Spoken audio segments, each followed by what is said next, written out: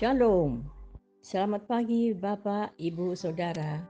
Terima kasih telah bergabung bersama kami dalam renungan harian Jemaat GKJ Bandung. Bersama kita akan mendengarkan firman Tuhan dan merenungkannya. Selamat pagi saudara-saudara. Kita berjumpa lagi pagi ini dalam renungan harian GKJ Bandung. Rabu 2 Juli 2025. Mari kita awali dengan berdoa.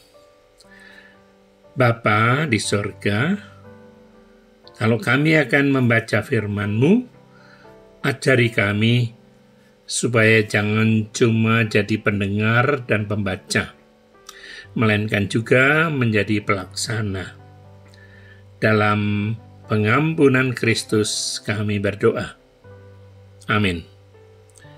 Saudara-saudara yang dikasihi Tuhan, saya masih ingin menyambung renungan minggu lalu, yaitu tentang penyangkalan Petrus.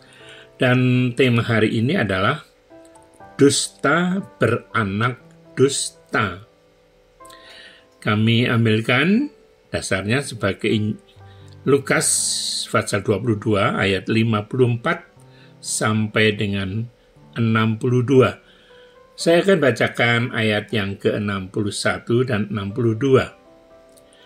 Lalu berpalinglah Tuhan memandang Petrus, maka teringatlah Petrus bahwa Tuhan telah berkata kepadanya, "Sebelum ayam berkokok pada hari ini, engkau telah 3 kali menyangkal aku." Lalu ia pergi keluar dan menangis dengan sedihnya. Saudara-saudara yang dikasihi Tuhan,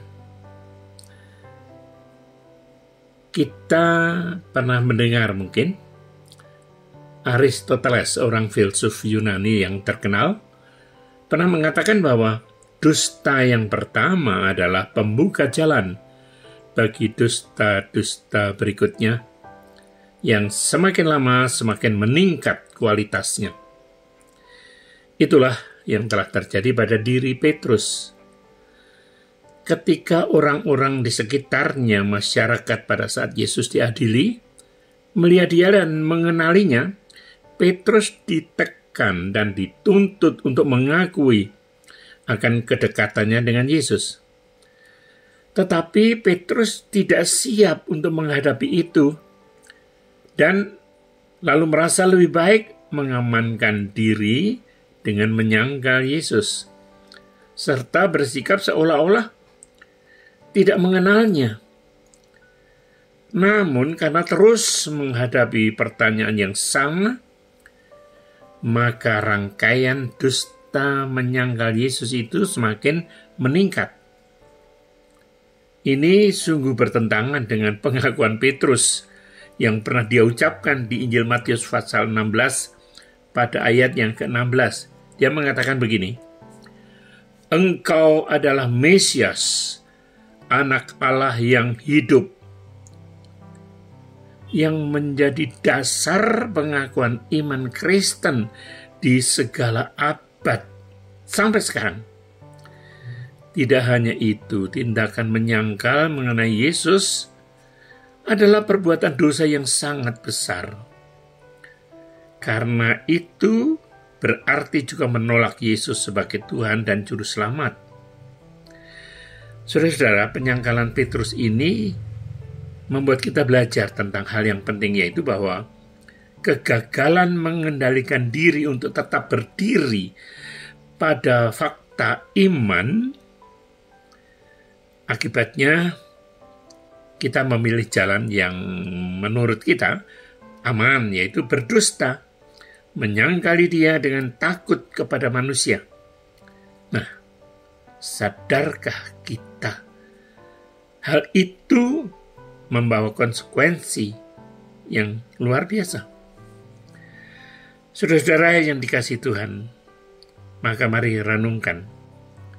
Kita sebagai orang Kristen senantiasa dalam hidup kita sehari-hari sering menghadapi situasi seperti Petrus.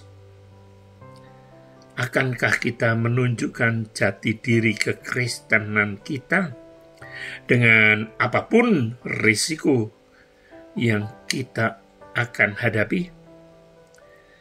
Dan ketika kita menyangkali Dia dan tidak mengakui jati diri kekristenan kita, terbayangkankah oleh kita bagaimana mengingat cinta kasih Kristus yang telah begitu besar mengasihi kita, berkorban untuk keselamatan kita.